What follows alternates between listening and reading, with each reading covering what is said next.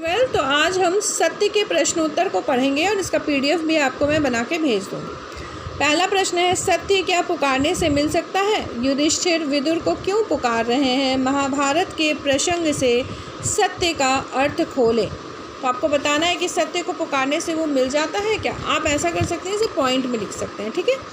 सत्य पुकारने से नहीं मिल सकता। सत्य को अगर हम पुकारेंगे तो वो नहीं मिलेगा, सत्य को ढूंढना पड़ता है। पहला पॉइंट, सत्य को पाने के लिए हमें दृढ़ संकल्प के साथ उसके पीछे दूर तक जाना पड़ता है, तब हमारी अंतरात्मा में उसका प्रकाश भरता है जो जीवन भर हमारा मार्गदर्शन करता है।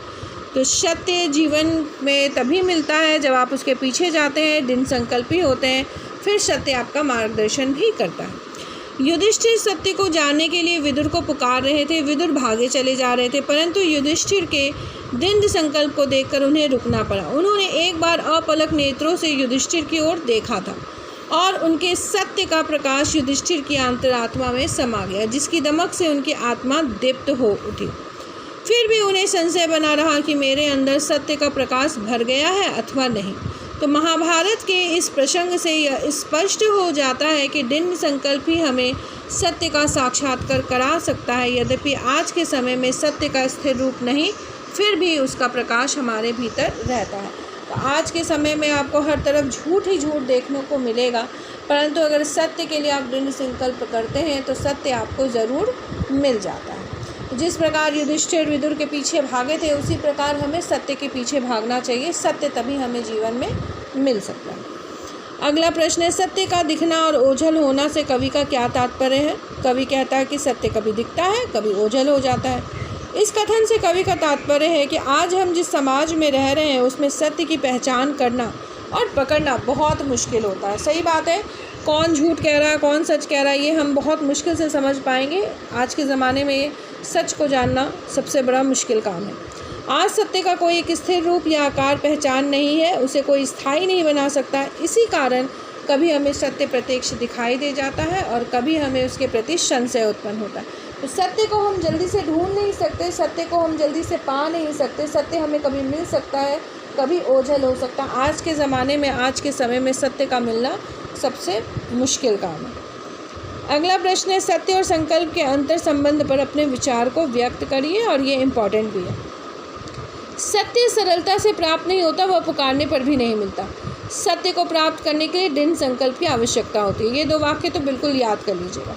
सत्य के प्रति निष्ठा रखना और उस पर अडिग रहना अत्यंत कठिन होता है। तो अगर आप सत्य के प्रति निष्ठा नहीं रखेंगे तो सत्य आपको मिलेगा भी नहीं। मनुष्य का व्यक्तिगत स्वार्थ उसे सत्य के मार्ग से विचलित कर सकता है। तो आपका जो स्वार्थ है वो सत्य के मार्ग से आपको हटा सकता है।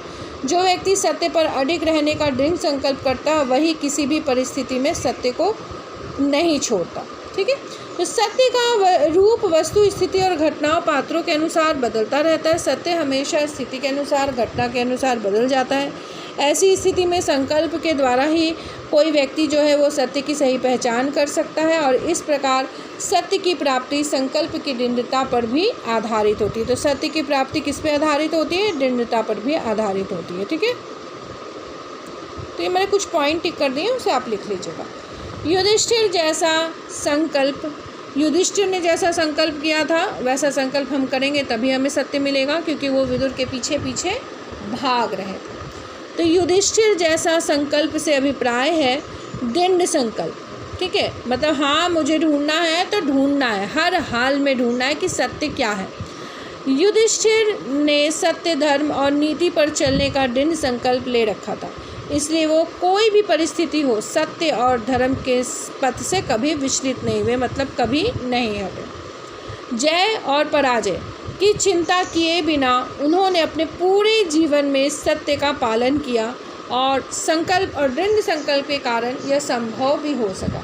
तो मनुष्य जो है यदि युधिष्ठिर के जैसा दृढ़ संकल्प कर ले तो अपने सच्चे उद्देश्य को अवश्य प्राप्त कर सकता है। तो यहाँ पे मैंने आपको 1, 2 और ये 3 पॉइंट तो क्लियर कर दिए हैं, ये तीनों आप लिख सकते हैं।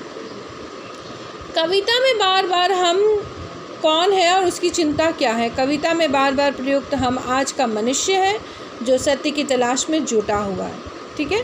उसकी चिंता यह है कि आज के बदलते हालात में जब सत्य का स्वरूप पल पल परिवर्तित हो रहा है, तब सत्य की पहचान कैसे की जाए, सत्य को कैसे अपने अंतर में धारण किया जाए, मतलब एक सच्चा इंसान कैसे बना जाए। आज के परिवेश में सत्य का रूप जो है वस्तु, स्थिति और घटना के अनुसार बदल जाता है और सत्य की पहचान, उसकी पकड़ में आ रही मुश्किल आज के मनुष्य की चिंता। आज के मनुष्य की चिंता क्या है? सत्य के पहचान में आ रही मुश्किल। ठीक है, तो यहाँ पे भी मैंने 4 पॉइंट टिक कर दिए हैं, आप इसको भी लिख सकते हैं। मतलब मैं पॉइंट इसलिए कर दे रही हूँ ताकि आपको पढ़ने में और लिखने में थोड़ी सी आसानी हो। सेकंड में भी मैं पॉइंट कर देती हूँ। दिखना और ओझल होना से क्या है? कवि कहता है सत्य दिखता और ओझल हो जाता है। इस कथन से कवि का तात्पर्य है कि हम आज इस समाज में रह रहे, वहाँ सत्य को पकड़ना बहुत मुश्किल हो गया है और सत्य का कहीं एक रूप नहीं है। सत्य हमें कभी दिखता है और कभी ओझल हो जाता है। तो यहाँ मैंने ज़्यादा नहीं दिया, यहाँ पे 2 ही दिया है।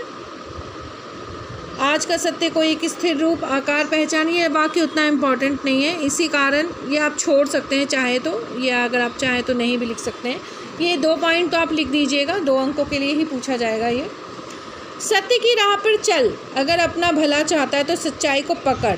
इन पंक्तियों के प्रकाश में कविता का मर्म खोलिए, मतलब इन पंक्तियों के आधार पर कविता क्या है वो बताइए। सत्य कविता हमें सच्चाई की राह पर चलने की प्रेरणा देता है। कविता में सत्य की तलाश में लगे मनुष्य की कठिनाइयों को युधिष्ठिर और विदुर के दृष्टांत के माध्यम से प्रकट करने का प्रयास किया गया है कि कैसी कैसी कठिनाइयाँ आती है, परंतु सत्य को पाना दृढ़ संकल्प से संभव है। इसमें दर्शाया गया है कि युधिष्ठिर सत्य की तलाश में विदुर से गुहार लगाते हैं। विदुर के सत्य का प्रकाश युधिष्ठिर के अंदर प्रवेश कर जाता है और उसी सत्य के बल पर युधिष्ठिर के माथे पर विजय का मुकुट भी सुशोभित हो रहा है कि कहीं ना कहीं उसे सत्य मिल तो गया है। इस प्रकार कविता हमें संदेश देती है कि दृढ़ संकल्प करके यदि मनुष्य सत्य की राह पर चले तो उसका भला अवश्य हो जाएगा। तो आप यहाँ तक लिख लीजिएगा। ठीक है, तो ये हो गया आपके सत्य के सारे प्रश्न उत्तर जो मैंने आपको करा दिए। आप इसे लिख लीजिएगा, मैं इसका PDF या फ़ोटो आपको भेज दूँगी। आप इसको आराम से अपने कॉपी में लिख लीजिए, फिर याद कीजिएगा। ठीक है, क्लास 12 धन्यवाद। अब इसके बाद अगला काव्य हम अपने अगले वीडियो में पढ़ेंगे।